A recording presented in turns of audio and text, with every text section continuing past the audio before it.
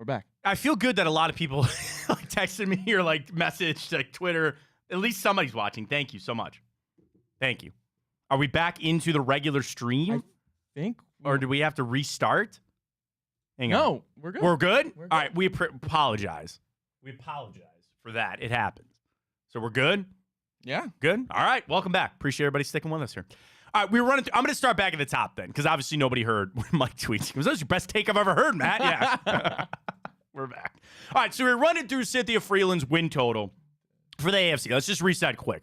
Number 1, Kansas City Chiefs, 10.9 wins. Number 2, Bengals, 10.5 wins. Number 3, Houston, 10.3 wins. Number 4, Miami, 10.2. So she says those are your 4 division winners. Kansas City, Houston, Cincinnati, and Miami. So all 10 wins plus there. Your first wild card team, also at 10.2 wins, the Baltimore Ravens. Buffalo gets wild card number 2 at an even 10 wins. And your third wild card goes to the Jets, 9.6 wins to grab wild card number 3 for the New York Jets. On the outside looking in, by a full game gap, 8.7 wins for the Pittsburgh Steelers, 8.6 for your Cleveland Browns, which again, according to Cynthia, you will be the second team to miss the playoffs. You're not even like number 1. You're not even first alternate. You are number 2 when it comes to the wild card at 8.6. You are plus money, plus 160 to make the playoffs. Now, somebody goes, you're in YouTube jail like Scottie Scheffler. The clink. The clink. We're there. No, we're not Scott. We're not Scottie Scheffler. Here's Cynthia's write-up on the Browns, excuse me. First, can I just ask her, that's painful to think about the Browns. Only 8 wins, man. 8.5. Like, everybody's sitting here going, oh, double-digit wins, no question. Double-digit wins gets you into the playoffs. But if I told you that the Chiefs, Bengals, Dolphins, and Texans were going to be your division winners, that's not crazy. If I told you that Buffalo, the Ravens, and the Jets were your wild card teams, I don't think that's crazy either. The Jets would be the one team that you kind of crap on. You're like, wait a minute. Are they really going to be Clay's Super Bowl prediction winner? I get it. I mean, you got Aaron Rodgers coming back. But then the Steelers missing. And, of course, what are the Steelers? Oh, they always make it, bro. I think they're going to have a lot of problems this year. I think the Steelers are going to have a lot of problems I'd love to say that, Matt, but I've had those words shoved down my throat for the last 5 years. But their schedule on how hard that is. Warren Sharp had this. The Steelers' schedule has never been seen in the NFL ever, where they have every single one of their division games from week 11 or later. That's never happened in the NFL before. This year, they don't play the first divisional game till week 11. Week 11. Wow. Browns aren't till like week 8. That has never happened in the NFL before. I want to find Warren's exact tweet here. Hang on one second.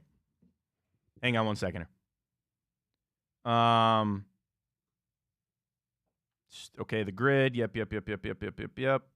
Hang on. I'm sorry. Since division realignment in 2002, right? Remember when you used to have the AFC Central? Since the division realignment in 2002, never before has the NFL put all of a team's divisional games from week 11 or onward. For the Steelers, who play in the toughest division, that is absolutely brutal. That is pretty nuts. And they also have back-to-back against the Chiefs and the Eagles mixed in. And then you got to get Russell Wilson back up to speed and him playing the way that you expect him to, right? So, again, you discredit, you count out. I just want to make sure we're live again on Twitter. Did you check that? We're good? Yeah, okay. I just want to make sure. There it is. It didn't populate for me for a second. But anyway. So that's the Steelers. Go ahead and take the Steelers out of it. So the Browns, who would finish behind them, I guess that's the other crazy thing. You talk about the messed up schedule for the Steelers and all the crap they got to deal with. Cynthia has the Browns behind them. Her write-up on Cleveland. The Browns will dealt the NFL's hardest schedule based on their opponent's final record from last year. But she says, Browns fans, fear not. Their slate isn't as bleak as it might seem. I currently have Cleveland's schedule as the 5th hardest, but that outlook became more favorable once the preseason starts. we'll hopefully get a chance to see how some key offensive players are coming off their injuries. Watson, Chubb, the offensive line. The Browns' final 4 games, Chiefs, Bengals, Dolphins at Ravens, which follow a trip to Pittsburgh in Week 14, are going to be the real test and the key stretch for this team. And in fact, that sequence currently ranks as the hardest final 4 games of any team in the NFL. But again, that could change for better. Her reason for optimism is the defense. The unit ranked top 2 in passer rating, completion percentage, and quarterback pressures last season, creating that really solid win total floor, especially given the Browns' more favorable first 5 games to start the season. So what Cynthia is saying here, at her 8.6 wins for the Browns and missing the playoffs by a full game and a half, it starts easy, it finishes tough. But if your defense can get after the quarterback like they were last year, you might be able to even things out against Burrow, Mahomes, and Tua, and let alone Lamar Jackson late in the year. Week 17 and 18 is Dolphins-Bengals? No, Ravens are the final game of the year. Okay, so the last stretch, you go Steelers, home against the Chiefs, at Cincinnati Thursday night, home Sunday night against the Dolphins, at the Ravens, which might get flexed too. Well, good by thing, the way. That's the reason Ravens for optimism. Week 18, we'll just be resting our starters. That you might catch and Baltimore then on week 17, that too. You're getting the Dolphins coming into what's probably going to be a snowy game in Cleveland. It could be. Yeah, 100%. We saw how that playoff game went. That is something else that factors in when you talk about the schedule and how you play it out and when you face teams and all that kind of stuff. I'm pushing my anti-dome agenda. I don't want a dome either. You know how I feel about it. I've given that fight up because I just don't want to argue with people anymore on it. But yeah, that certainly has a factor in it as well. But I don't get wrapped up in the let's play this schedule game and do all that other kind of stuff. I sit back, I say, you know what? Let's see how it plays out. But Cynthia crunching the numbers. Teams behind the Browns. Jacksonville 8.4, Chargers 8.2, Colts an even 8. And then a drop off to the Raiders, Titans, Broncos, Patriots finishing on out. So here's just under her win projections. You got that group. Dolphins, Chiefs, Texans, Ravens, Bengals. Then I see a little gap to the next group. And I guess you could even put Buffalo up there. No. Maybe. Not this right. year. Then there's this group, Jets, us, Pittsburgh, Jacksonville Chargers. There's your next wave. And then you have that other group of they have no prayer, right, in making the playoffs. It's going to be a grind. It's going to be really tough for the Browns. The other thing about those the primetime games that we got to remember, all this flexibility. Because I think there's something to be read into why the NFL scheduled so many games for the Browns in primetime late in the year. And I think about the flex. I think that tells you the NFL doesn't know what the Cleveland Browns are going to be this season, right? You got all the star power, which I can't wait to talk about Taylor Swift. No. Dude, this is nuts about Taylor Swift. We'll get to that in a second. You know the good teams. You know that the teams that are going to be watched, the Jets, people are on it. I think there's something to be read into that the NFL, they don't trust the Browns. So let's schedule some of their primetime games later in the year because we'll have our answer on who they are. I'm feeling, man, I feel like there's at least one flex coming up for the Browns. Whether it's they're not good or their opponent isn't good and you flex that game on out, I think there's a lot to be read into about why the primetime games are so much later into the season because they don't know what the Browns are going to be. You can say, I guess, for any team, right? You don't know what the Jets are going to be. But I really, as I was kind of getting through the schedule a little bit more about them placing them so much later, I think that tells you something from the league office. I think that really kind of tells you where they're at with the Cleveland Browns. I'll listen to it. All right, let's talk Taylor Swift for a second. Did you see the news that came out yesterday? Yep. The NFL, and it was their VP of something. I think VP of broadcast or something, whatever. And I apologize. I didn't even know where he was on. I think he might have been Dan Patrick or whatever. He fully admitted that the NFL took Taylor Swift into account when they scheduled their games. Think about that statement, that the NFL took Taylor Swift's tour schedule into account when they scheduled it out. Ryan, Taylor Swift is more powerful than God. The NFL bends the knee to no one. Sunday, our day now. Christmas, we don't care. College football, basketball, none of that. You can all go to hell. But wait a minute, Taylor Swift. She can sell 1 billion albums. She could sell out any arena. Bro, she made the NFL bend the knee to her. That is the most impressive thing that Taylor Swift could ever do in her career. I don't care how many tickets she sells, how many nights consecutive she can sell at Madison Square Garden. She made the NFL bend the knee to her. I don't remember Michael Jackson ever doing that. Never in a million years would I think there is somebody that powerful, singularly powerful, to make the NFL change their schedule for her. You think they're threatening to blackball Travis if he breaks up with her? Well, and it's not even that. Like, what do they want? They want her in the suite so they could pan the camera to her all the time. Yeah. Because they know the importance of the Swiftie. Dude, there should be a church of Taylor Swift. And I guess that there's already a little bit of a following. She is more powerful than God. She is more, and I know there's a lot of people out there that are religious. I'm just kidding. But seriously, she did something that God couldn't do. She wields more power against the NFL than our Lord and Savior, Jesus Christ. Our Lord and Savior, Taylor Swift. Like, think about that. That is pretty nice. What would be the commandments of the Taylor Swift church? It'd be all related to ex-boyfriends, right? Once thy goes country, thy never go back. Something like that. Protect thy Swifties. Protect thy Swifties. Never forgive an ex-boyfriend. I don't know. Travis Kelce's a disciple. Who'd be the disciples in the Taylor Swift church? Who'd be the devil in Taylor? Who she got beef with? Kanye. Okay, Kanye. Not good. Certainly plays that role to a point. He'd certainly be the devil. She is doing something serious that no one has ever done before to the NFL. She is making them bend the knee to the NFL and them changing their schedule for her. Why? Because they want their 35 seconds of her in the booth, right? Like, I never thought I'd see the day. And I'm not saying I buy into conspiracy theories about the teams, like the NFL having a rooting interest in teams, but they want the Chiefs in the Super Bowl. They want the Chiefs in the AFC Championship game. Like, you know that. That's ridiculous. You know that. That's where it starts to get dicey, bro. Because you know those officials know that too. I think Taylor Swift should sit out of all Chiefs activities. Like suspender? Suspender. I hope she goes on a rant about Harrison Butker.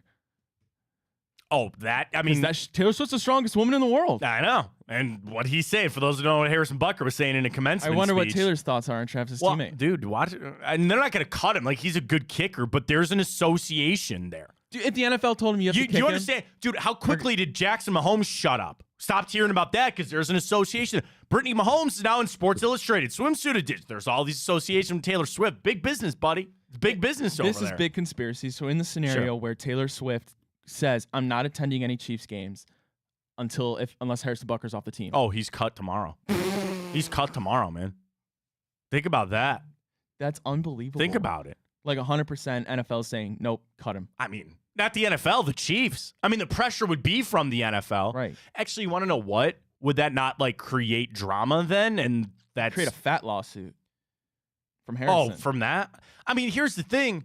If the Chiefs, let's give full context. Harrison Butker is the kicker for the Kansas City Chiefs. He had a commencement speech at some college, I don't even know. He made comments about pro-choice and pro-life. But the biggest one, he made comments about women getting aprons on and going into the kitchen. Like, what a piece of crap, okay? What a piece of crap. And I understand that, I try to live in a world that as much as I disagree with the things that Harrison Butker says, if I have a right to disagree with him, he also needs to have the right to be able to say what he wants to say. That's where I think we lose a lot of this in today's day and age in this country, right? You might disagree vehemently with that person over there is saying. Well, if you want them to give you the right to disagree, they also need to have the right to say what they want to say. So, again, I don't like what Harrison Butker said. I think he's a jackass for it, but I don't got to deal with him. The team has a right to release him for whatever reason they want. They could just come out and say, you know what? We don't feel like you're kicking well anymore. Or straight up, we don't like what you stand for. Now, the flip side is, on much more serious offenses, there are teams that stick by good players, right? Even if they did something wrong. Like, how many chances did Tyreek Hill keep getting? All that kind of stuff. By the way, his 10th kid's on the way. Congratulations to him. He and his wife are expecting. He's running for Nick Cage's. He's on it. No, not Nick Cage. Nick Cannon. No, not Nick Cage. Nick Cannon. But, like, you know, Tyreek Hill allegedly broke his son's arm. Like, there's all different varying offenses, right? But if the Chiefs really want to come out and say, yeah, we're done with Harrison Butker, but if that had something to do with Taylor Swift, then what are you going to do? Yeah. What are you going to do? True. But, the fact that the NFL, and that they admitted it, that Taylor Swift changed their scheduling or had an impact on their scheduling to make sure that she was there. Could you imagine if it came out if Travis cheated on Taylor? Oh, everybody's waiting he's under the microscope right now, buddy. Like, every little bit of it. It'd be the NFL versus Swifties. Yeah, I mean, and Who's again, winning that battle? Swifty. Well, the thing is, maybe that'll be the war that ends the world. The NFL survived pre-Taylor Swift, like they'll survive after. The only thing that the NFL is really happy about is they got into a market and a demographic that there was unattainable before. Unattainable, right? And once people grab onto it, they could split amicably. They could come out and just say, you know what? Nobody did anything wrong. This just didn't work. And I think everybody would kind of accept that. And I hope it works out for them. I don't like seeing people break. Like, dude, Ben Affleck and Jennifer Lopez are already breaking up, right? No love in the world anymore. You're engaged or you're married for a year. We got a little breaking news. Is it Scott Scheffler related? Scottie Scheffler has made his statement regarding his arrest earlier this morning. Statement from Scott. All right, go. Quote, this is from Jeff Darlington. Okay. Of Scottie Scheffler. Scottie Scheffler. This morning, I was proceeding as directed by police officers. It was a very chaotic situation, understandably so considering the tragic accident that had occurred earlier, and there was a big misunderstanding of what I thought I was being asked to do. I never intended to disregard any of the instructions. I'm hopeful to put this to the side and focus on golf today.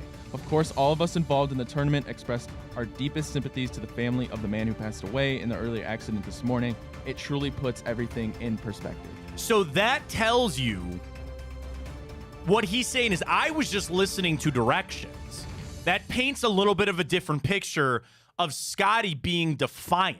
I'm assuming everybody's seen the story, but if you're just catching up now, Scottie Scheffler, #1 world golfer, on his way to the PGA Championship this morning, was arrested, taken to jail, booked, mugshot. He's back at the tournament, ready to tee off here in about 20 minutes. What happened was he drove past a barricade of officers. They tried to stop him. He didn't listen. He then stopped. They pulled him out of the car. They'd arrested him. So that, again, makes it sound like there was a big misunderstanding of what I thought I was being asked to do. That puts a little... It's not like Scottie drove up and he goes, I'm going this way and I don't care what you say and I'm Scottie Scheffler, get out of my way. That's not what it sounds... And I never thought that. But you could see in the video this morning, I think it was just a massive amount of confusion on Scottie's face, but there was a little defiance, I thought there. I thought there was a little bit because he's probably like, I know I didn't do anything wrong. This is what you told me to do, maybe. At the end of the day, I think the best for everybody would be is if they drop the charges, which there are reports that they already have. And then, again, Scottie, do this. The best thing you could do, hey, there was a mistake. Nobody is at fault. It's very sad that this person passed away earlier this morning. We move on. That's it.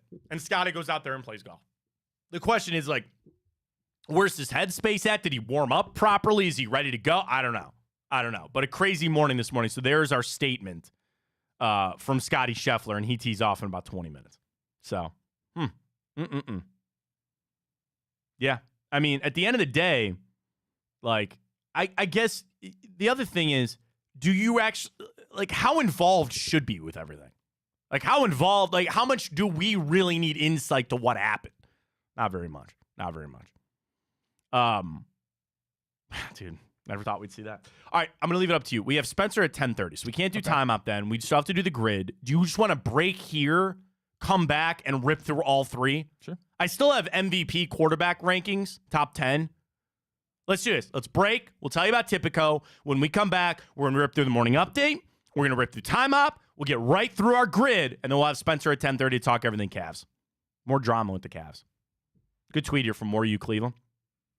Cavs sent out a thank you fans.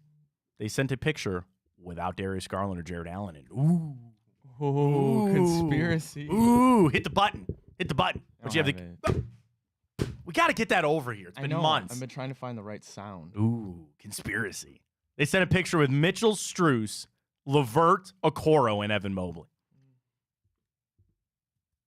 That is kind of weird, actually.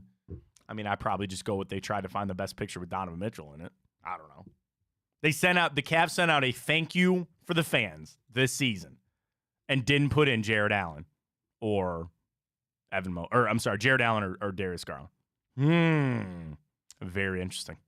All right, catch our break, come back, get ripped through a lot of things, folks. We'll tell you about Tipico as well. Get signed up with code Fontana150. You want to bet on the golf? Go jump on Scott Scheffler if you think he's really going to get after it today. I heard there's potentially very soon a Tipico boosting Scottie. All right. Go check it out, folks. Download that Tipico app using the code Fontana150. Here's what he's on the range. I see him. He's warming up 15 minutes till his tee time. I mean, we've all been rushed to a tee time before. I don't think quite like this. Here's what you do. The golf is going to be hot this weekend. It's going to be a lot of fun.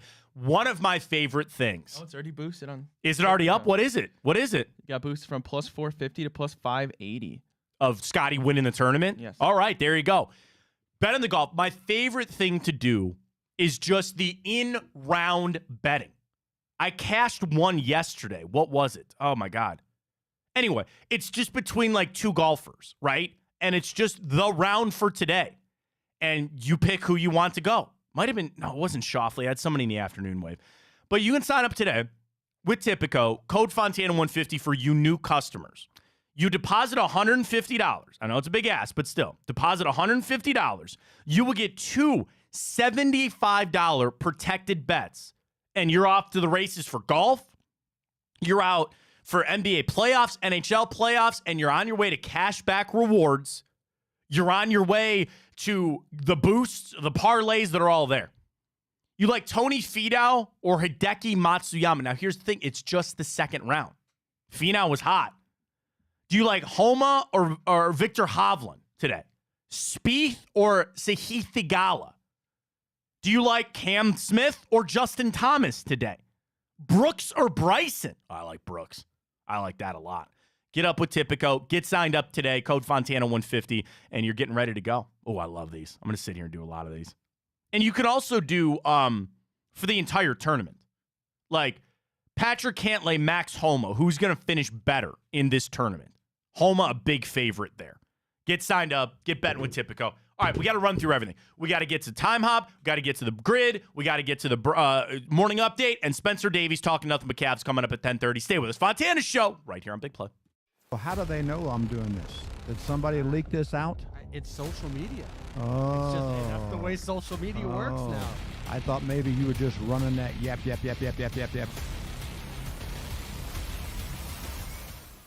Welcome to Big Play, a sports media team that started back in 2014, and now we're not in a garage. Look at us, incorporating some of Cleveland's favorite sports personalities, bringing you fun and compelling content from downtown Cleveland. Coming to you live from the shores of Lake Erie and Burke Lakefront Airport, join Team Big Play for all the best sports talk in Ohio. Check us out on social media at Big Play, bringing you fun and compelling content from downtown Cleveland. Anthony Schlegel, just how physical he was. And you saw the girth and the power and everything he was bringing to the table, especially when he was a nice beefy 255 playing middle linebacker. We were called soft last year. You don't want to be soft, especially when you come to the playoffs. So that's going to be a process throughout this season of establishing us as a harder team here in the How does an Ohioan build the perfect parlay? Who's got something? Big guys looking for long odds. The kids in Columbus are covering better than anyone, and at even odds. If it's even, I'm leaving. Listen, our championship DVD starts today, all right? Dude, I just got an invite to a Cincy playoff watch party. Shut up. Cincy, State, Cleveland, the perfect parlay.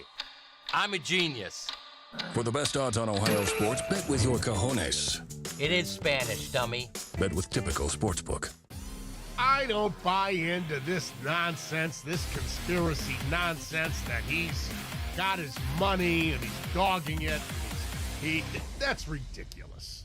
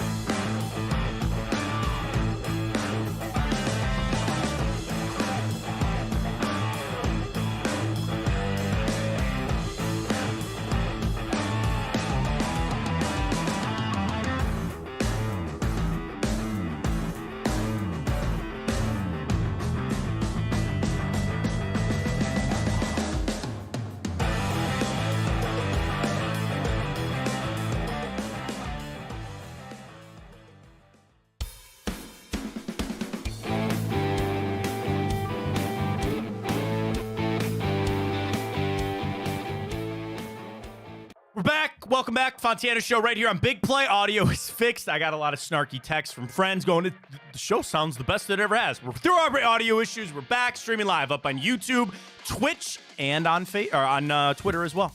You know, they finally changed it to x.com. Oh, it just happened today. They finally switched from Twitter to X. So thanks, Elon. Great job, buddy. Just keep it going. We got Scheffler. We got golf. The one thing about major golf do you not just sit at home just craving, like, I just want to go hit some wedges in the backyard. I just want to get out and swing a little bit. But nonetheless, Scheffler about to tee off. Rahm already in the fairway. Let's get to it. Spencer Davies, half hour away. We have a run right now. Update, grid, time up, Spencer, go! All right, we'll make it quick. We'll start with the Cavaliers. Their season has come to a close after losing in the Eastern Conference semifinals to Boston Celtics. Now the big question in the offseason remains to be seen whether Donovan Mitchell will sign an extension or turn it away and potentially want to move on somewhere else. Matt, he came on Twitter last night to defend some criticism, not necessarily criticism, but a report of him not necessarily liking Cleveland, but having some arguments or disdain towards his teammates. I've said this 1,000 times. I'll make this 1,001 times. He could like it here. He could like his teammates. He could think that they could win here. He likes the dynamic. He likes the chemistry. He loves Polish boys. He goes to Sokolowski's. He's had the corned beef. And he could still leave. All those things can be true, right? He could love the city of Cleveland. And he could love Darius Garland. But for the right move for him for his career to move on, those things could all happen. And I don't think this is an easy decision for Donovan Mitchell. I know it's not. This is as much as this is a franchise-changing decision for the Cavs, this is a career-changing move for Donovan Mitchell. And I so much look at Donovan Mitchell is a really good player. He is good enough that it'll be a crime, not reckless abandonment or eluding police like Scottie Scheffler. It will be a crime if Donovan Mitchell doesn't win a championship in his career, or very at the least make an NBA Finals. And I'm sure that weighs on him a little bit. He's at the middle point of his career. He's in the prime of his career. And you just don't want to go down like Charles Barkley. You don't want to go down like some of these guys, right? So if you feel like there's another team out there that helps get you closer to that goal, I think that weighs on it. How close are the Cavs to that? And let alone all the changes that are going to happen this offseason and their moves. I think the toughest thing for Donovan would be you almost want to see what it would be if he opts in without actually having to do it. You know what I mean? Because they're going to just stare at each other. Kobe Altman's going to stare at Donovan Mitchell and go, if you say yes, these are the moves I'm making. This is the Garland trade I'm making. This is the head coaching hire that I'm making. These are I got trade yesterday about moving on from Allen and LeVert and Garland, and you bring in this guy. I'm going to make all these moves if you say yes. But if you say no, then these are the, like, at that point, what does Donovan care, right? it's almost like Donovan wishes he could see what these moves would be, but you can't actually do them until he says yes, and then he's stuck. And there's no world that he comes back on, well, I'll just play this season out on the last part of my deal. That ain't happening. If he doesn't sign an extension, they're trading him. So it's like, you're going to ask a little bit of a crystal ball here. You're going to ask for a little bit of like a future, like a tarot card reader. So you're going to go sit down with somebody and go, what are the Cavs going to do if I stay? Oh, they're going to trade for Brandon Ingram. Oh, they're going to go trade for CJ McCollum. Whatever, right? Okay, well, then that helps you make your decision. He's not going to know that. So that's a really tough situation that he's going to have to be in. And real honest conversations he's going to have with the Cavs. All right, well, the Guardians open a 3-game series against the Minnesota Twins. First game is tonight, 7:10 slated for the first pitch. Tristan McKenzie on the mound for the Guardians. For the Twins, it's Simeon Woods. Guardians open as a slight -125 favorite, Matt. That's good. You're at home. I want some of these series. And if we get swept, which I don't think is going to happen, but I want the Guardians to show them who they are. Let them know, if you will, from the Cavs. I want the Guardians to show the Twins who we are. You're not in the same league as us, and I want them to win the series. You just win the series, you'll be doing just fine. Is that not exciting, though? And who was I? Oh, I was talking to, shout out to Jason and Sean. I got my haircut yesterday. And Jason's a massive baseball fan, as is Sean. And we were sitting there talking about it. Shout out to Gormley's, by the way. Need a good haircut or a good Guinness? Go to Gormley's there in River. And we're talking about the just excitement that I have that I get to watch baseball every night. And I'm like, literally, I look forward to baseball every night. And it just helps that much more when you're in it and when you have big games. Like, this is a massive series for the Guardians.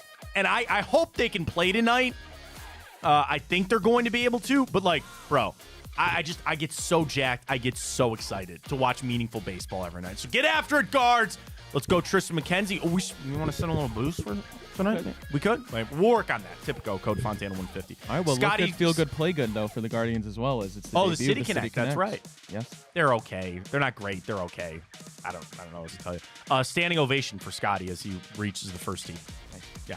Well, we'll end the morning update with that because we got to get things moving. Yeah, but I guess a tumultuous morning for day 2 at the PGA He's texting his phone right now. Championship. Could you imagine his poor wife sitting at home with a newborn baby? Hey, your husband was just arrested this morning. Poor Meredith.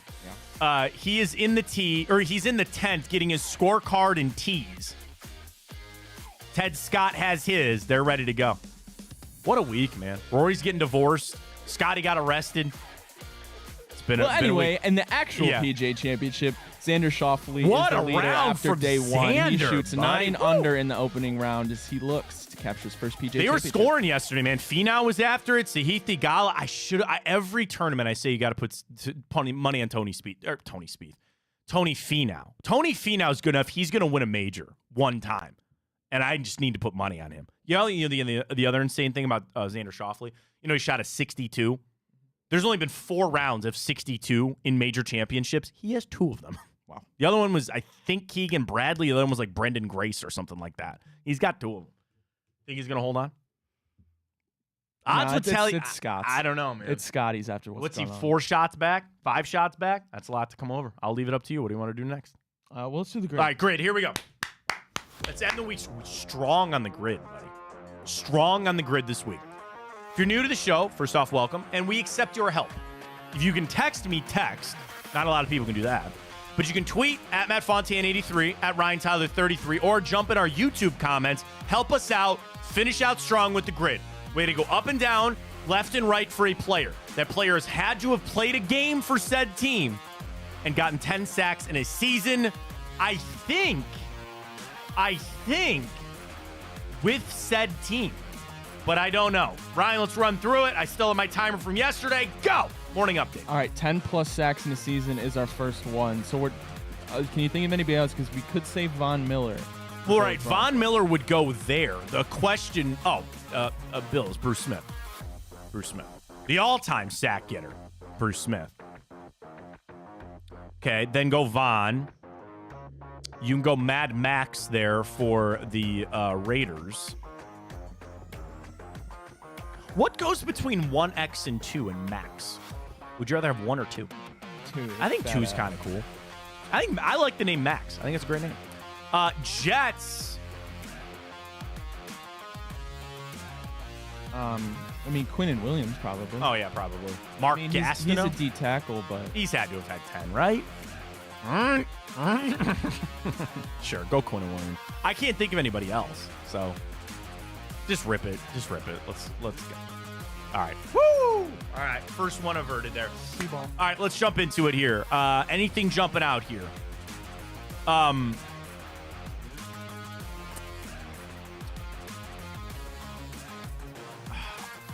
I feel like there's something Panthers quarterback, Bills Jets, like Fitzpatrick comes to mind there. yeah. Which one though? Any of the two? Jets, Bills, and has he played for the Panthers? Ryan Fitzpatrick? I thought so. I don't know. All right, I Google him every day to do this damn thing. You think I'd remember? So obviously we know Buffalo and we know the Jets. The question is, did he play in Carolina? He did not. He did not. Okay. So he's out for this. We don't need him for any of this because he doesn't fit.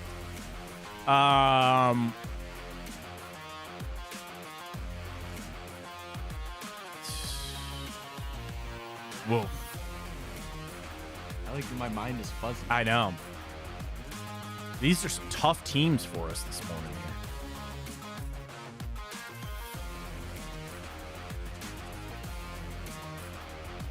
All right, Panthers. Should we just start ripping Panthers quarterbacks?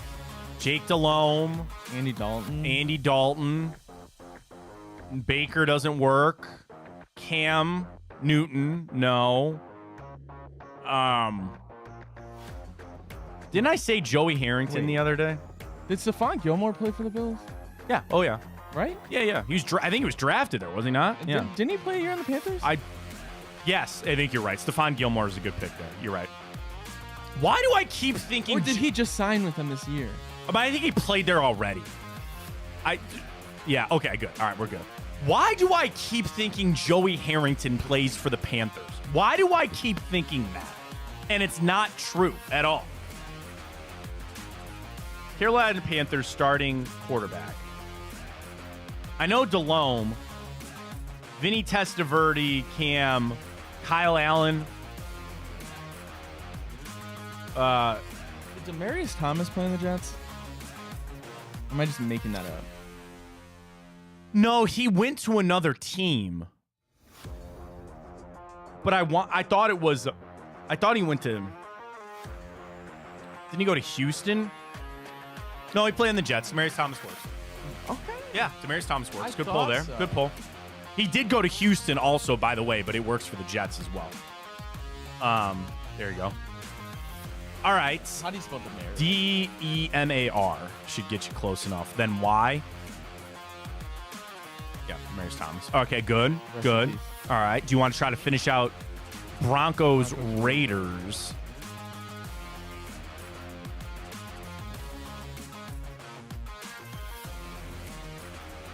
Why? No. I don't know why I thought of Jimmy Clausen. No. Royce Freeman? No. Philip Lindsay didn't play for the Raiders. I don't think. No. Dude. No, not Kenny Stabler, right? No way. No. This is a tough one for us today, man. Try Panthers? I mean, I'm open to try anything at this point. Panthers, Raiders.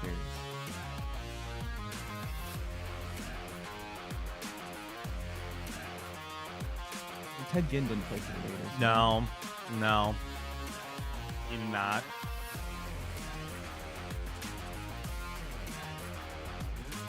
Corey Davis didn't play for the Panthers? He was in Tennessee.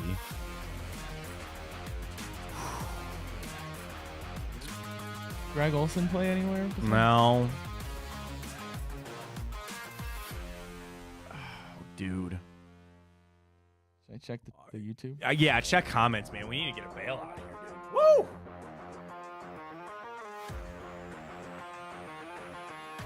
Kerry Collins, Panthers, Raiders.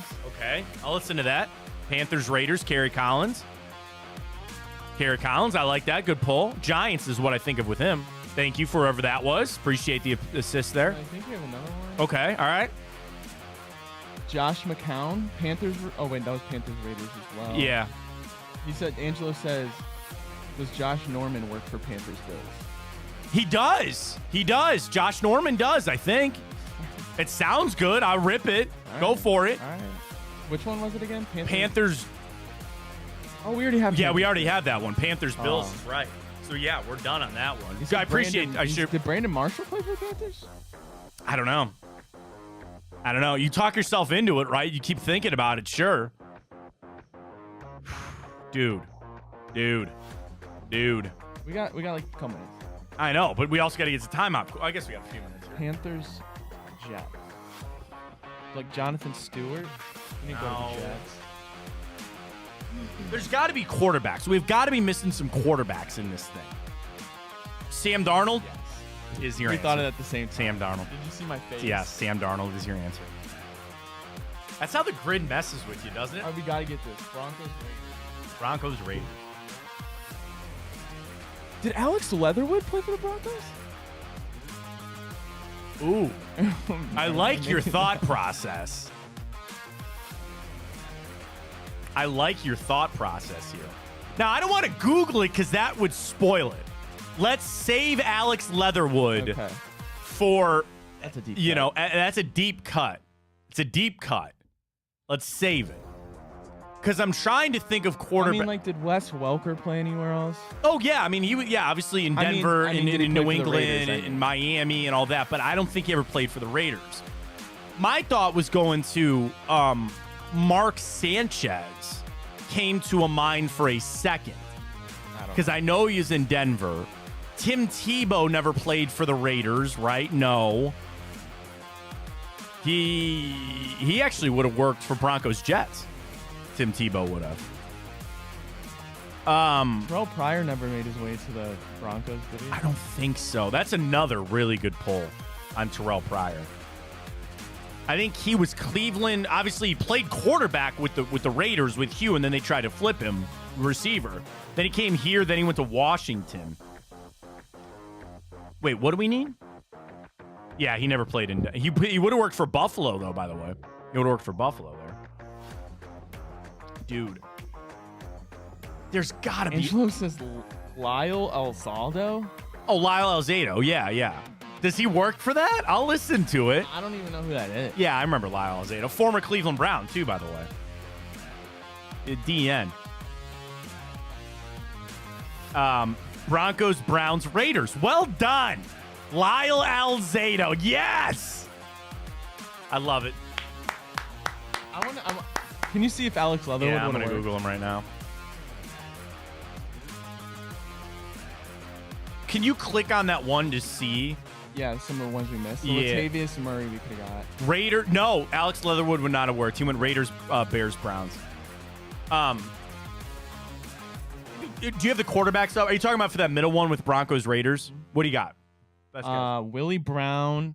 Okay. Lyle Alzado. Well done. Bill well done. Romanowski. Chester Oh, McLaughlin. I forgot about Bill Romanowski. That would have been a good pull. Modern Moore era. Jared Stidham. Jarrett Stidham. Well done. Yes. And Latavius Murray. Okay. Latavius Murray's another good sneaky one for this as we run through. All right, appreciate all the support. That's how you finish it out, Ryan. Let's sprint right to it. Let's get to a little bit of time hop.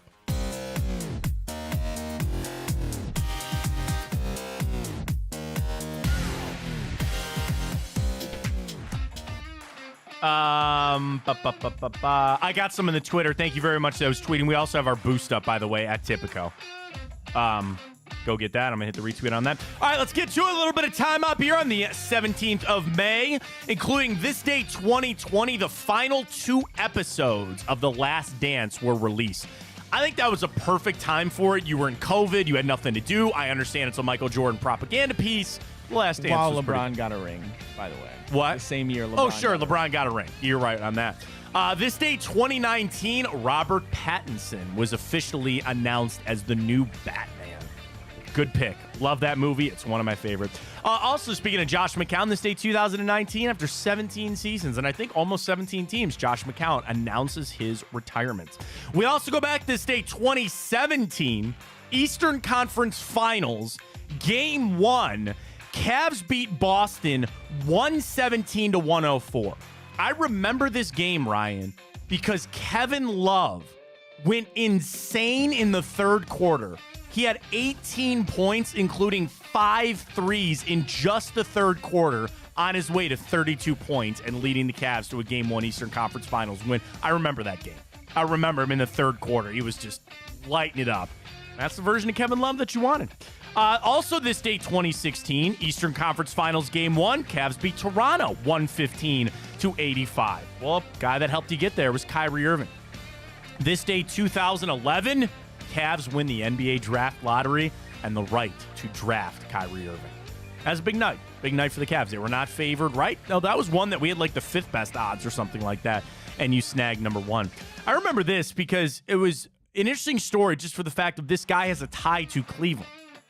This day, 2009, Tampa Bay manager Joe Madden messes up his lineup card and forced pitcher Andy Sonnenstein to bat third.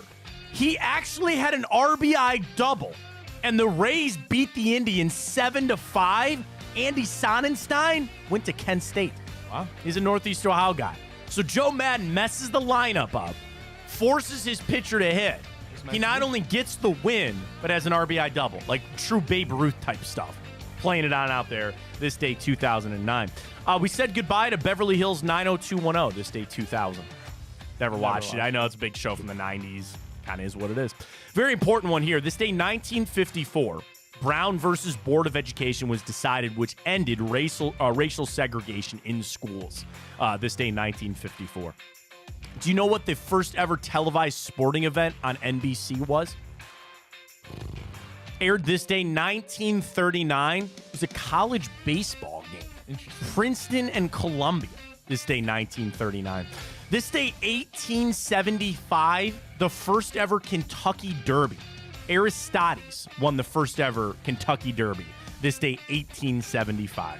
Very happy birthday goes out to Sugar Ray Leonard, Cavs champion Channing Frye, former Indians pitcher Jeremy Sowers, current Browns offensive lineman Jedrick Wills, Matt Ryan, Dennis Hopper, Bob Saget, and Bill Paxton.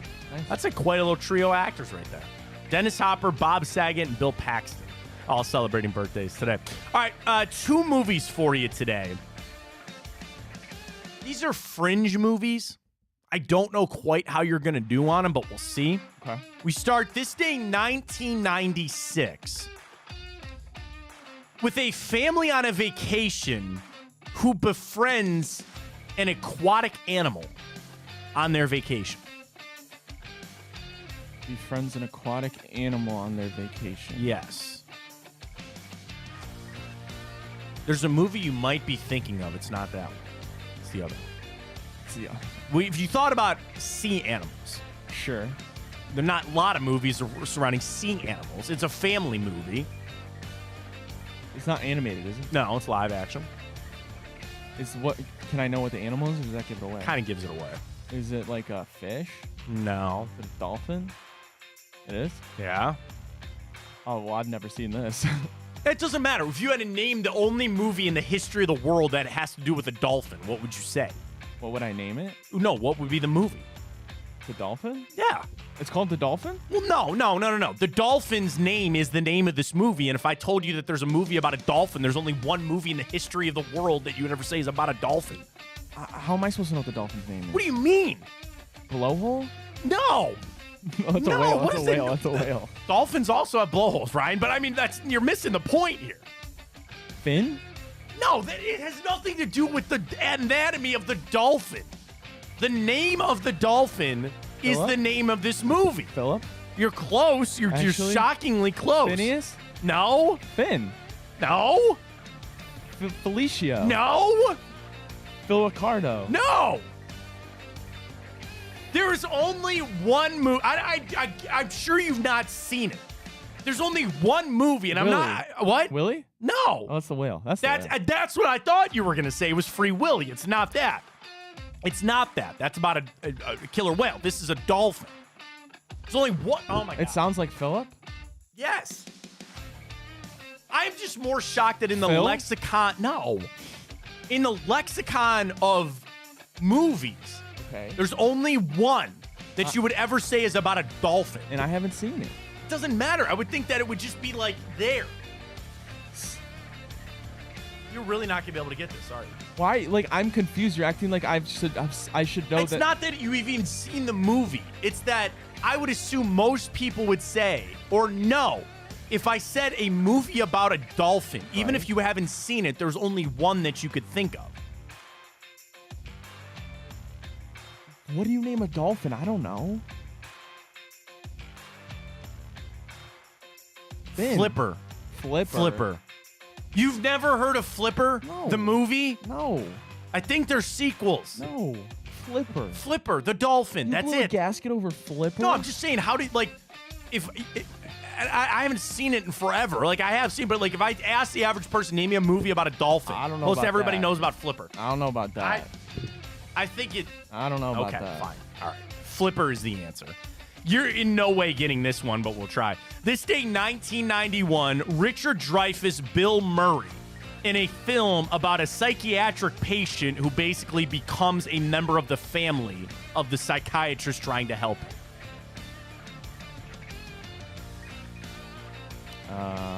Nope. Probably never heard it. It's called What About Bob? Nope. So Richard Dreyfuss plays the psychiatrist trying to help Bill Murray, and like he just invites himself on his family vacation. He invites himself to be a part of the family. But What About Bob is the film this day, 1991. I want to know if people would have got Flipper. Do this. Here's the tweet that you would send out. Name me a movie about a dolphin, and see how many people would say Flipper. That would be your question, and I would assume that almost everybody would just say Flipper because it's the only one. It's the only one. No. Okay. Well, you can try to do that to find out if you were not the only one. I think you might have been. No way I would. I'll ask Spencer that coming up in 5 minutes. Yeah, that'll be a good test. I'll ask Spencer as soon as he joins us. If I had to ask you to name me a movie about a dolphin, Sure. do you want to see if you say Flipper? Sure. All right. Spencer Davies coming up in a couple of minutes here. We got to talk a lot of Cavs with Spencer. Now, the first thing is, Mike does have a good tweet. Flipper came out 30 years ago. It was a TV show, by the way, too. So maybe your youth is just you chalk that up for what it is. And sure, I'll listen to that. 23. I know, but I thought, here's the thing. I just thought that Flipper was like transcendent it's like Citizen Kane. Dude, I was playing basketball yesterday, and some woman thought I was like 17. Man, I get it. You always want to be confused for being younger than you actually are. Yeah, once you're older, you do. Yeah. Nothing wrong with that right now. Do you still get carded when you go places? Oh, yeah. Yeah, see, I haven't had to do that forever. Do I look 17? I wouldn't say 17. I would assume, yeah, you're 22. That's where you're at. You're 23, right? 3. Yeah, there you go. So I'll give you the year off. All right. That's not bad. It's not so bad. Because I can't grow a beard. You said you could. It just takes forever. Yeah, but I'm not going to sit let it here go. for a year looking like So garbage. what? Who do you got to impress? Maybe that's the key for everybody. Clearly somebody. I don't know. We'll talk to Spencer coming up. Spencer Davies is going to join us because we're covering the Cavs, all over the Cavs. I'll ask him the impossible question of where he thinks we stand with Donovan Mitchell. Here's the one thing that I really want to get from Spencer and have the conversation about. And by the way, yeah, Angela says, I'm definitely with Ryan on that. Flipper doesn't deserve that kind of time. Come on, what do you mean? There is only one dolphin movie. Like, okay, if I said name me a movie about dinosaurs, what are you going to say? Jurassic Park. Yeah, you were acting like Flipper was on that level. I'm not saying it was on the level, but it's popular enough, and especially with the television show. It's a You didn't niche. even know there was a television show I until did too. 5 seconds ago. No, I did too. You just said, And there's a television show There's too. multiple ones too. I forgot about a TV show, but it's so niche. If I said name me a movie about a killer whale, you say Free Willy. That's it. That's the only one. Yeah, but that's Flipper's not on the level of Free Willy. I know it's not, but it's still just the fact that it's the only answer to that question. Well, we'll see what Spencer has to say. It's the only answer to that. Oh, he's here. Here he comes. I'm not going to spoil this because we need to be this unmitigated. Like, we can't spoil Spencer on this. Okay. I want to talk Cavs. We had a lot to talk about the Cavs. You ready? Yeah. Spencer, this is the Cavs are most important. We'll talk Donovan Mitchell. You got to settle debate on this show right now. Oh, boy. If I asked you to name me a movie about a dolphin, what movie would you say? Ace Ventura. Damn, that is a good answer. Damn it. Damn it. What an answer. Because that is 1,000% correct. Damn it, Ryan. Okay, if I had to ask you to name me another movie about a dolphin, damn, what an answer. Damn it. Flipper. Thank you. No. Thank you. Here's the debate. So we do Time Up where we go back, this day in history, right? So Flipper came out this day, 1996. And my proposal, so to speak, to Ryan, because he didn't get it. And I said, this is the only movie that you would say centers around a dolphin. Now, Spencer just you just launched me into the stratosphere, bro, because you are 1,000% correct, and I didn't think about Ace Ventura. But the other option would have been Flipper. And I was getting on Ryan's case because I said, it's like just so niche that you would have to just say Flipper. And he never even heard of Flipper. Did Donovan Mitchell see Flipper? I don't know if he has. I'm assuming he's a little younger, maybe not. I don't know. Spencer Davies joining us. Well done, dude. I didn't even think about Ace Ventura, and I love Ace Ventura. That's such a good pull. Follow Spencer on Twitter at Spin Davies for all your Dolphin movie breakdowns, and more importantly, the Cavs. Hoop Industry, Cavs Insider, part of Fan Nation. Spencer, there's the million questions surrounding Donovan Mitchell, and I know he's on social media trying to set the record straight. How this season played out, I tell you, Spencer, like I'm trying to put the blinders on about all this other stuff that is happening. Because you mean everybody, what? We just want to wait to see what Donovan Mitchell's answer is. Is he signing the extension? Is he going to wait it out? I didn't want to ask you a question, Spencer. I'm just going to lay it up to you, man. Where do you think all of this stands with Mitchell? What do you think is most important to him? When might we get a decision? It's just we're all waiting to see what Donovan's going to do. Yeah, I'm not going to come on here and make stuff up and think that I know what somebody else is thinking. Right. None of us know. Right. None of us know. Nobody. Yeah. If I had to guess, he wants to win a championship, and that's where he is at his career. He's in his I think 7th season, and he's 28, and he's in the heart of his prime. He's probably a little frustrated because of the injury that kept him out of the last 2 games of the postseason. But I think it works out well in the favor of a Cavs fan when you see him like a tweet that's talking about the media is trying to get me out of here, right? It probably works out in their favor too, that they can pay him $70 million more if they resign him. So, I don't think that I've said for 2 years now, since he got here, that all the national outlets have been just trying to pry him out of Cleveland. And the assumption was he didn't want to be there. But like I said on my pod yesterday, he's been an exemplary teammate. He's been terrific in just pulling guys aside, giving them pointers. Isaac Okoro's locker is right next to his. He constantly talks to Isaac after games when the cameras aren't on. Jared Allen, he comes to bat for him. Talks to Craig Porter Jr. and puts his hand around, his shoulder and gives him a lot of advice. So that's the stuff that people don't see.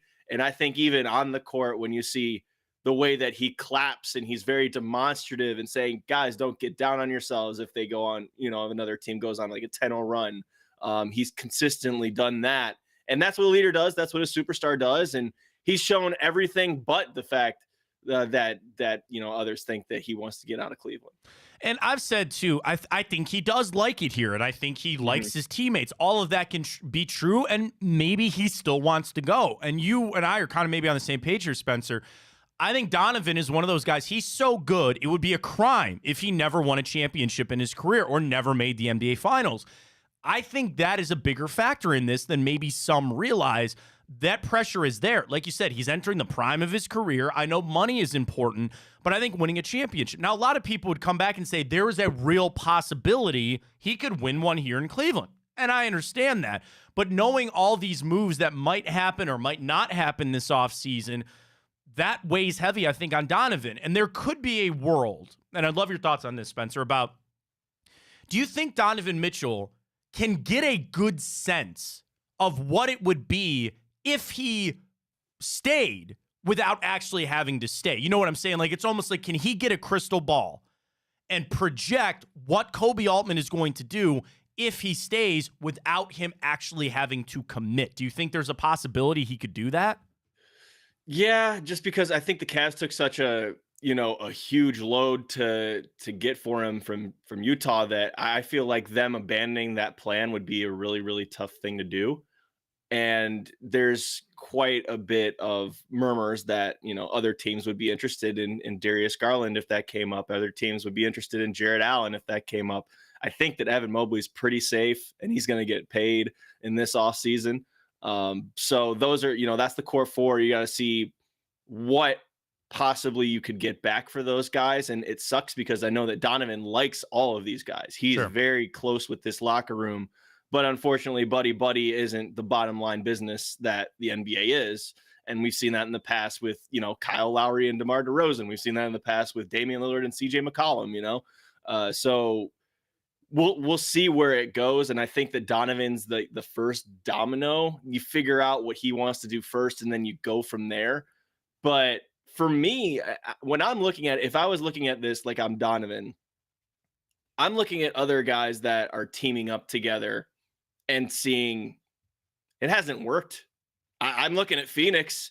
You got no point guard in that entire operation, and they got ousted in the first round in embarrassing fashion, mind you. LeBron James and Anthony Davis had, top heavy roster in LA. They got beat in the first round.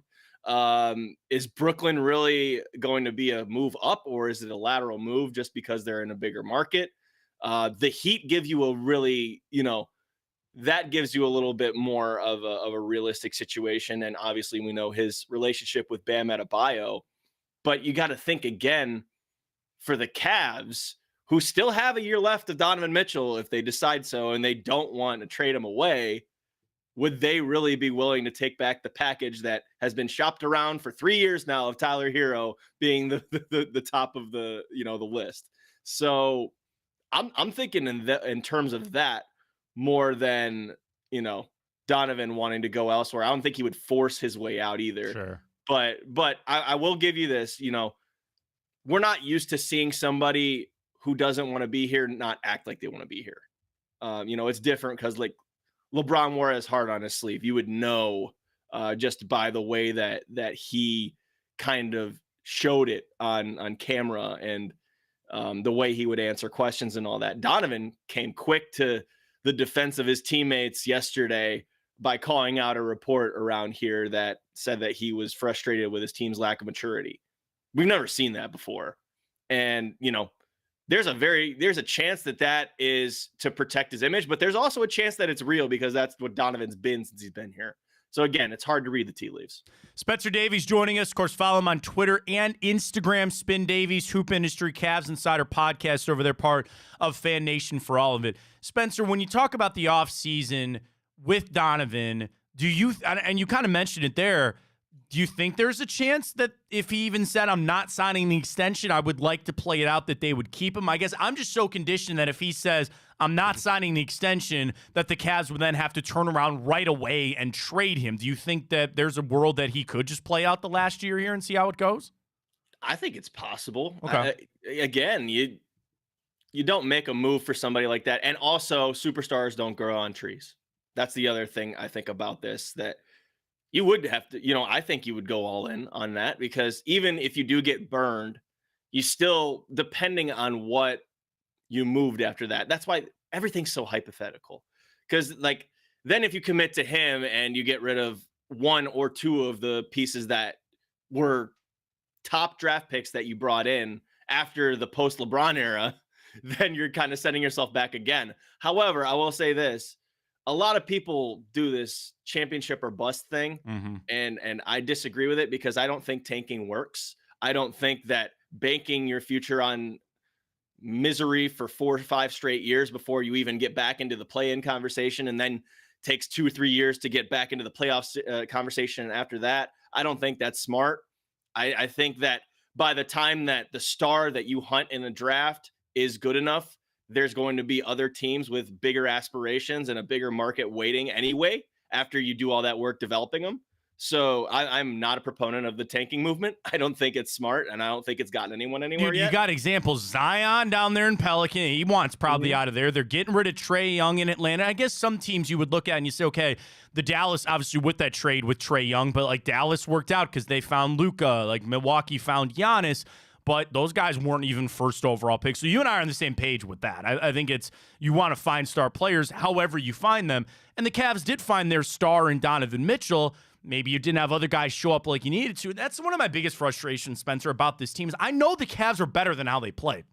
I know they're better than how they were, and they were injured, and they were missing guys like that. And that's maybe something that Donovan holds on to say, yeah, I believe in the future of this team. I believe that we're better than what we played. Is that enough to make him come back or not? I guess that's kind of one of the biggest questions. I feel like I don't know if running it back the exact same way no, is right, how yeah. it's gonna go. Yeah. Like you're gonna have to do something. Yeah. You're completely right though, and I think we talked about this with the playoffs. You know, Max Strus and George Niang, those were logical signings. Yeah. Those are guys that were proven people in playoff situations who have come up big in multiple moments, and they had a track record coming in. Sorry guys, hindsight's 2020. Don't expect George Niang to shoot 10% in the playoffs and play himself out of the rotation. I don't expect Max Strus to shoot as poorly as he did, even though he did a lot more, played really good defense and needed a playmaker in a pinch. He did that too.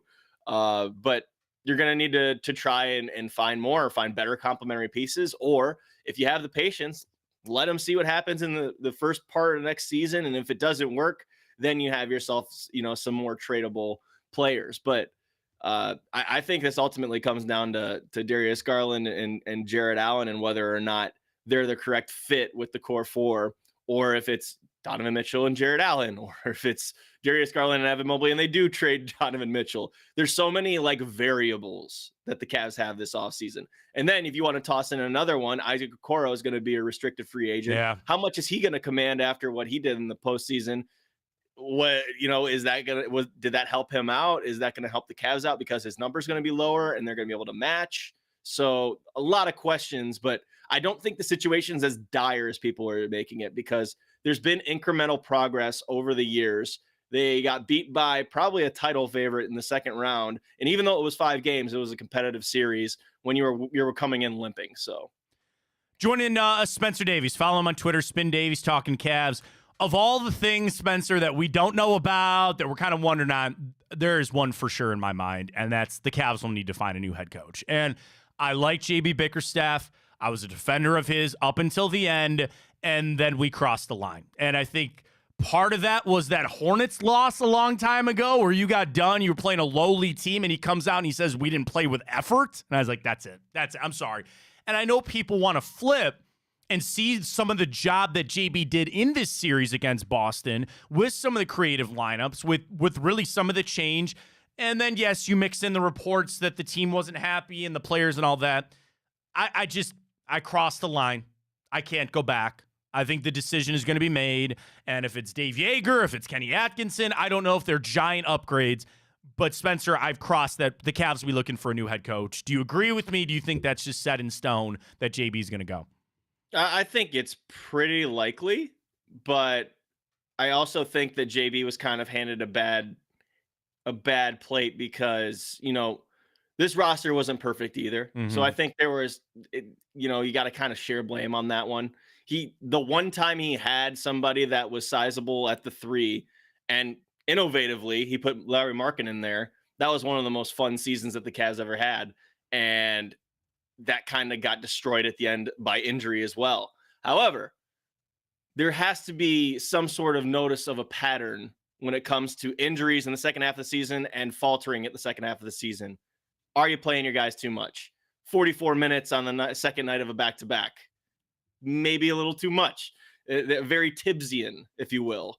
of the way that you handle a rotation. I like Maybe that don't- word. We need to insert that into the NBA lexicon. A little Tibbyism there, if you want, from Tom Thibodeau. I love it. I love it. Yeah. I mean, maybe going 8 to 9 deep in the regular season isn't the way. Maybe 10 to 11, even if it's just playing guys 5-6 minutes just to give some guys a breather. You know, like in the article that The Athletic wrote, they said that Donovan Mitchell declined Team USA's invitation because of the usage he had on this team, and who's giving him that usage? It's JV Bickerstaff. I'm glad you and brought that up. Also, it's weird to me that he did more with less. And when the full piece of the puzzle was together, that's when it was hard to figure out. And mind you this, they only played 28 games together this year, the entire starting lineup fully healthy, which is insane to me. But there are definitely some redundancies there. And I think when you look at this playoff series, you look at game 4, the way that Darius Garland played, you look at game 5 and game 2, the way that Evan Mobley played as a 5, then you've got to at least consider these things. Well, and you mentioned Mitchell because the report was that Kobe came in and JB and go, why are you playing him so much? And he came back and he said, well, I asked Donovan if he wanted to stay in the game. And he said, yeah. And it's like, I know he's going to say that, but you got to look at him like, hey, I'm going to protect you from yourself. Get the hell out of the game. Maybe that's some of the disconnect there. You mentioned Garland. You mentioned Jared Allen. Again, loaded question. Where do we think we stand? I mean, it's all like, I see the world where obviously Mitchell stays, Garland's got to go. Mitchell leaves, Garland's going to stay. And I think with Darius, the trade value, if Mitchell does stay, I think certainly took a hit for a guy that's on a max contract. And I'm sure, Spencer, that there's a team that looks at Darius and says, this guy's a former All-Star. He is a max player, or was at one point. That hurts trade value and all that. But those are the two guys, and I know Allen's been traded off this team for 5 years now. We call that Kevin Love syndrome at this point. Where do you think those two stand, and is it strictly just related to what Donovan Mitchell does? Again, I think, like you said, Donovan's the domino here. You got to figure out what he wants to do first, and that's what makes this so difficult. I think that he likes playing with Darius Garland, and I think he loves Darius Garland as a teammate. I don't know if DG is long for here just because of the urgency that is being put on the organization. And again, you only have so many options to trade for a wing or trade for, a better player to go alongside Donovan Mitchell, who probably, in all honesty, will be commanding that, those point guard roles that we saw during the, January crazy run where, DG and Evan were down and Donovan Mitchell and Jared Allen were just one of the best duos in the NBA. I think that other teams will definitely covet Darius and be aware and know the contextual stuff surrounding why it happened, like the losing 12 pounds after breaking his jaw, a personal loss off the floor coming like literally right after that, coming back into a team that's playing completely different than when it was before you went out. I think a lot of that has to do with it, but also, at the same time with Darius, in game 5, he was playing stubborn. So he needs to get that stubbornness out of his mind. If you can't beat a matchup, then you got to change up the strategy. Got to give you that too. But I think the jump shot will come back. I think he'll have his usual dancing going on. And he did a dang good job of protecting the ball in the postseason, other than, that matchup against Orlando. But everyone has trouble with the Magic with that. But as far as you asked about Jared Allen, I think Jared Allen's also a candidate to go elsewhere. But there's going to be suitors for him after his strongest season and the way that he mentally responded from the series last year against the Knicks and really gave the Cavs everything in that Magic series. So there'll be people calling, I think, at least. Yeah, and that's I imagine Kobe just tries. I joked on the show this week, Spencer, about Kobe and Donovan just staring at each other and just waiting for one of them to like blink. And it's Donovan waiting to see what Kobe is going to do. And then Donovan and Kobe sitting there waiting like, well, I'm not going to do anything until you do something. I'm not going to do anything until you do something. And it's just stalemate, right? And they're going to stare at each other. And maybe Kobe comes back and he says, hey, there is a move I'm going to make. no matter what, right? Maybe it is Darius Garland just isn't going to work here anymore. He needs a mental reset somewhere else. Maybe we don't like where we're at with that. That's happening no matter what. Jared Allen is happening no matter what, and then you kind of give that little piece for Donovan Mitchell to play it out and see how it goes. So I'm waiting, and the thing is, Spencer, it's July 1st, right? They can't even offer his max deal till July 1st. We got a month and a half of sitting back here waiting to see what happens. Final thing. It's going to be great. Yeah, it's going to be fun. It's going to make us neurotic is what it's going to be. Spencer, I want to do this as the final thing. Your thoughts on this season. Your recap, just like when somebody asks you in 3 years, man, like, hey, what did you think of that 23-24 Cavs team? Is it going to be the injuries? Is it going to be the Garland stuff? Like, I'm trying to picture how I'm going to remember this season. So I'll ask you, Spencer Davies, how do you remember this season? The text message I always send to the people that ask me about this: Jekyll and Hyde. Yep. Jekyll and Hyde. That's how I saw this team this year. I also, you have to be understanding and take everything in individually too. You got to look at the way the injuries did affect the season. They weren't able to get a groove right off the bat because Jared Allen was out for the first, couple weeks with the ankle injury.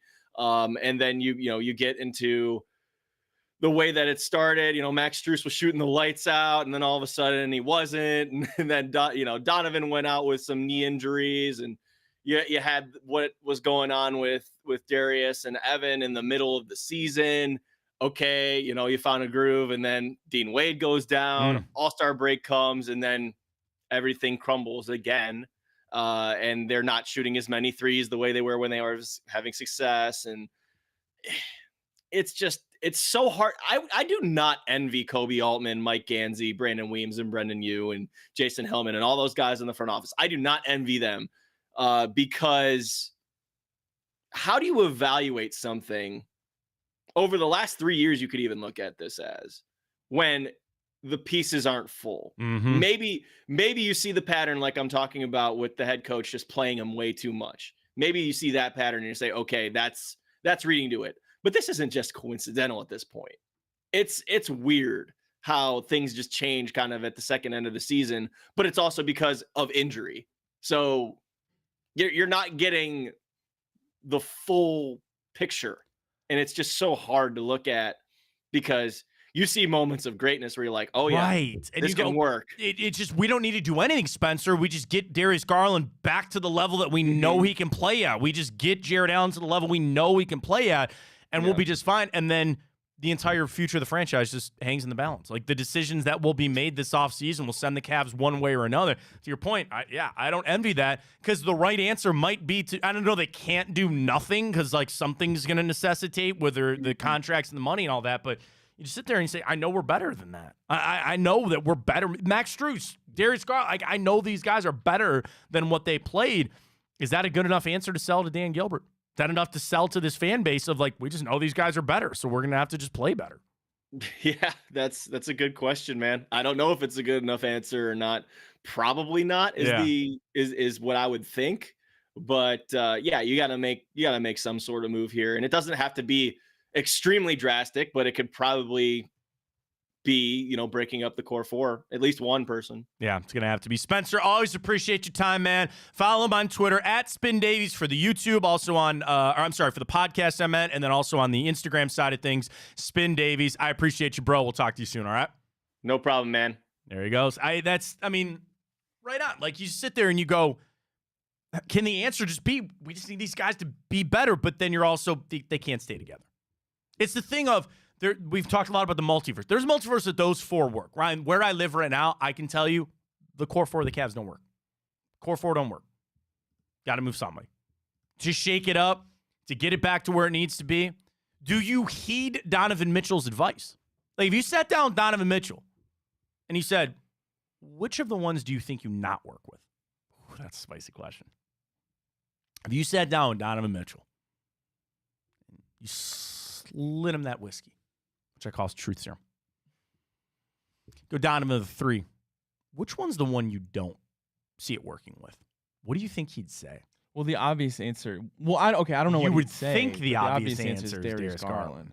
You would think that being the But answer. if you're talking about him, if you're just talking about between him, Mobley, and Allen, it has to be Garland because it's the same position as him. But it's also the guy that I think maybe he's the closest with. I don't know, like just from optics, right? I'd like Kobe Altman to ask him that question. I'd be interested to see what his response is. And then another thing we talked about with Spencer, do you think that it's just to a point where the Cavs move on from Garland regardless? You need somebody to run point on this team, but if you truly believe I think it ain't going to work here. If you're going into a full rebuild with a center around Which you don't want to. then you would. But if not, then you keep him. Right. And then you feel like he just comes back to form. Maybe it's better because it's back to being his team again. I don't know. And that's where I'm sure there's going to be a lot of sleepless nights for Kobe Altman. And the thing is, the temptation will be through the roof. Because you're just going to get trade offer after trade offer after trade offer from all these teams. And it's going to take so much fortitude to just keep saying no. Because eventually one of those is going to scratch you where it itches. Eventually one of those offers, you're going to go, ugh.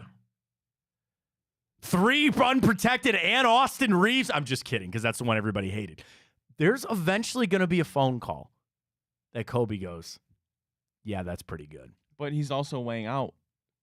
I mean, I'm sure he knows a little bit more than we do his job security because, again, it comes back to if he's gone, then why would he want to Well, that's you and I debated that the other day. I think Kobe's got to stay because if you're going to fire the head coach, you have got to keep Kobe Altman around, right?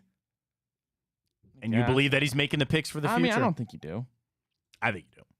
In this offseason, which literally everything is here and in the balance and all that, like you have no choice. You got to keep one of them. I don't think you're keeping his JB. job. Why keep him? Is he? I don't know. Is he? After last year, I would say yes. Maybe that's unfair of me, but yeah. Maybe unfair. I don't know. All right, Scheffler birdied, then he bogeyed. He's back to 4 under. Schauffele's 9 under. Colin Morikawa, hot. Everybody's at 6 under. Morikawa, Finau, Tom Kim, Thomas Dietrich, Theegala, Hubbard, and a host of others 6 under at the PGA Championship. Scottie Scheffler is out of jail and on the course. Out of jail and on the course for all the crazy stories that we had this morning. So he's ready to go. Final thing for us on a Friday, as always, Ryan, our champion. Bracket of the week. Yeah, bad champion. Toy Story. Toy Story. Like, I get it. When you're that high up, there's only one way to go down. People try to tear you down with Toy Story. Yeah, I guess. My son's a little into it. He just likes Woody and Buzz. And we try to, it's funny, I mean, how a 3-year-old's mind works. Like, he has Woody and Buzz T-shirts. He's got Woody and Buzz slippers. So he loves that, but I'm like, all right, bro, let's sit down and watch Toy Story. No, I'm good. like here, because the thing is, he gets so into the characters. So when there's a scene that they're not in, he's like, I'm not wasting my time with this. I don't care about Rex or Ham or any of these other guys. He goes, where's Woody and Buzz? Oh, Rex is dope. Rex, Bo Peep. Jesse. Like the second one, it's not bad. Like it holds up. I cannot watch that last one where he leaves him in the box. Spoiler alert. Can't do that. Not going to do that. No way at all.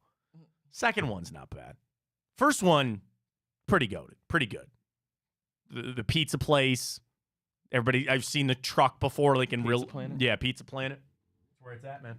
All right, let's go watch Toy Story this weekend in honor. We have big play, big bets later today. Our boost is up with Tipico. They boosted the felon. I'm just kidding. Scott Scheffler is boosted. The title was no roughs, no cups. There it is. There it is. So it's up for the PGA Championship, which is going on. Get betting that this weekend with Tipico with code Fontana 150. We got big play, big bets coming up a little bit later. All the replays of all of our shows right here. Big play. Follow us on Twitter. You can follow us on Twitter at Matt Fontana Show, Twitch, YouTube, and of course on the IG side of things with that Matt Fontana Show. Next week, enjoy the hell of the weekend. We'll talk to you on Monday. Is JB fired by Monday? No, not by Monday. There's no rush. Lakers, you saw the report about JJ Redick, didn't you? Saw that? I wonder who that would entice to come back here if you signed JJ Redick to be your head coach. All of that for next week. Enjoy the hell out of the weekend. For Ryan Tyler, I am Matt Fontana. As always, take it easy.